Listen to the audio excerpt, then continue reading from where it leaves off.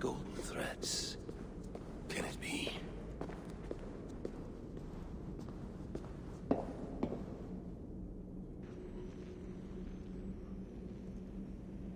The golden hair of Sif, wife of Thor. Why Loki cut it off, only Loki knows. But Thor was less than pleased.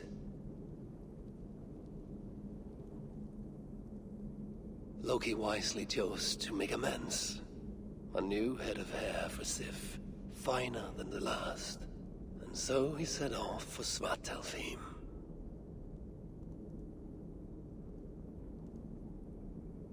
At Loki's request, Ivaldi's sons made for him tresses of the purest gold, which would fix the Sif's scalp and grow as real hair would.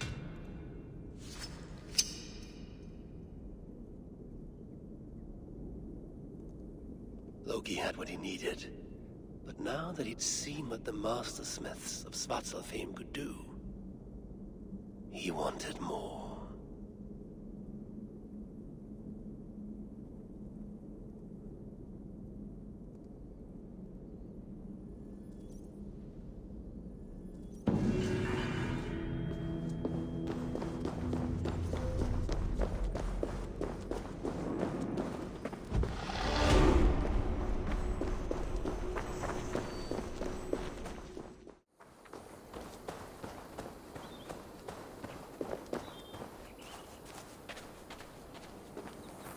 The clamor of hammers echoes out of the past.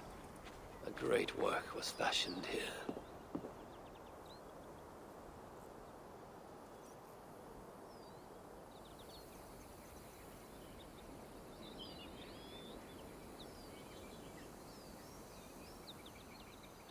Gungnir, a gift from Loki for the Lord of Asgard, forged of sunlight and strong Asgardian metal.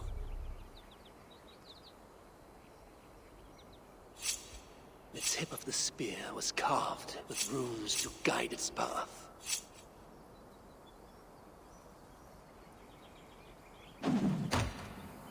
Gungnir never missed its mark. Now Loki had the three gifts he needed to win his redemption in Asgard.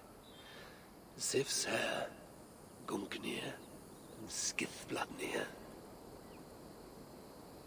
But already in his mind a plan was hatching. 3 gifts was not enough.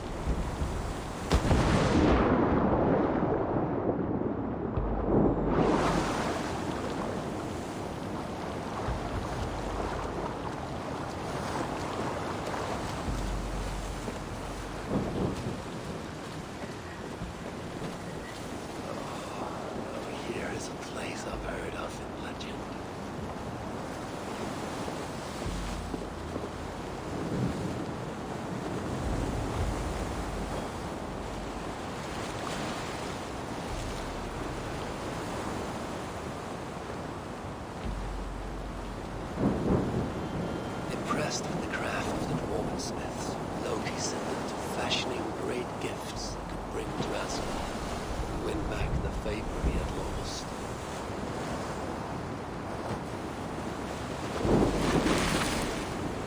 Skithbladnir, best of all ships, beloved by the wind, big enough to carry all of Asgard's finest into battle.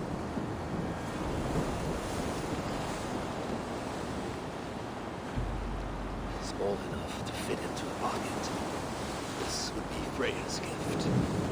It pleased him well.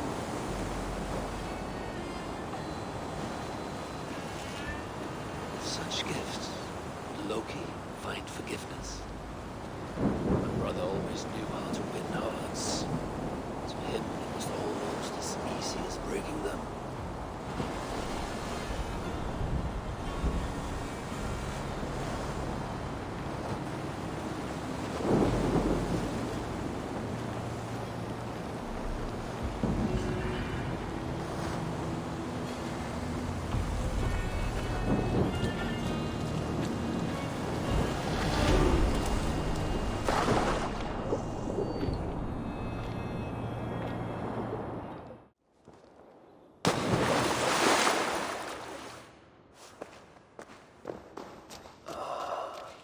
is an anvil on which the greatest dwarven smiths worked their art.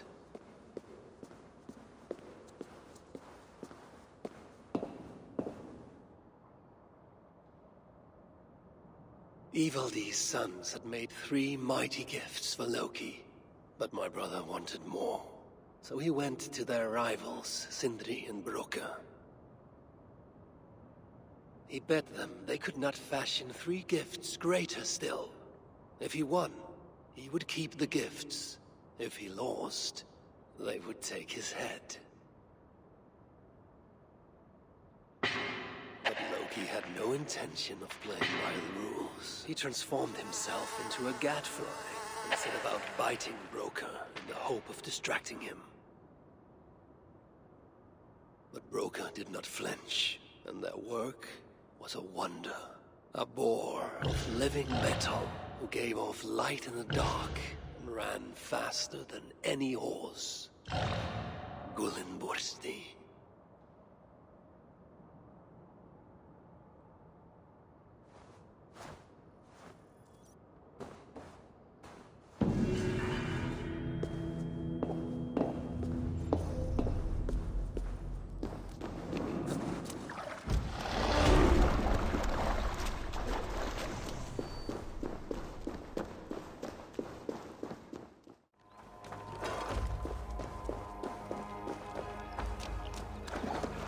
I know this place.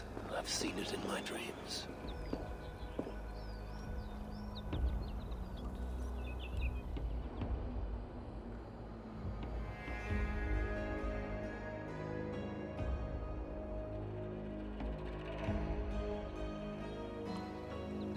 Loki had failed once in his attempts to ruin the work of Sindri and Broka, but he had a mind to try again.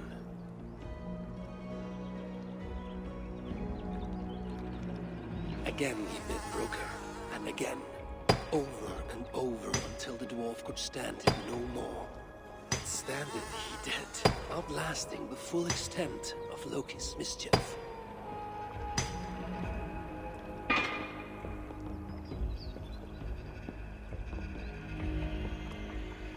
Draupnir, a ring of gold from which 8 more rings would fall like rain every 9th night. A font of endless wealth for Asgard's most righteous lord.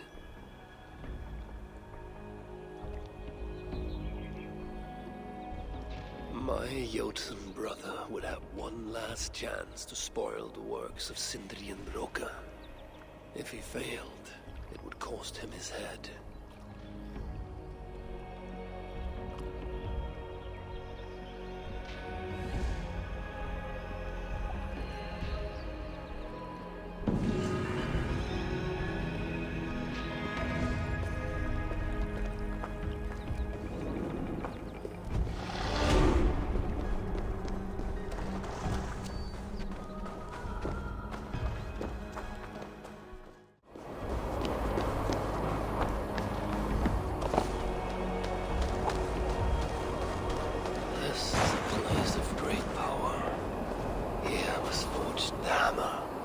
All other hammers must yield.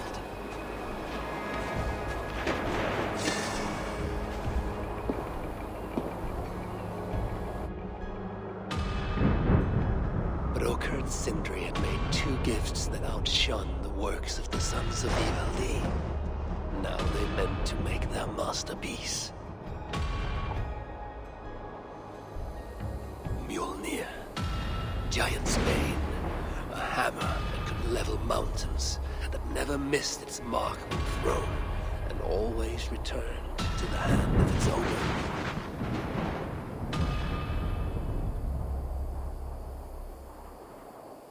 A third time they set about the forge. It had to be kept at exactly the right temperature for their work to be perfect. And yet again, Loki visited as a fly. So desperate to make Broka fail, he bit the dwarf's eye harder than any fly had ever bitten before.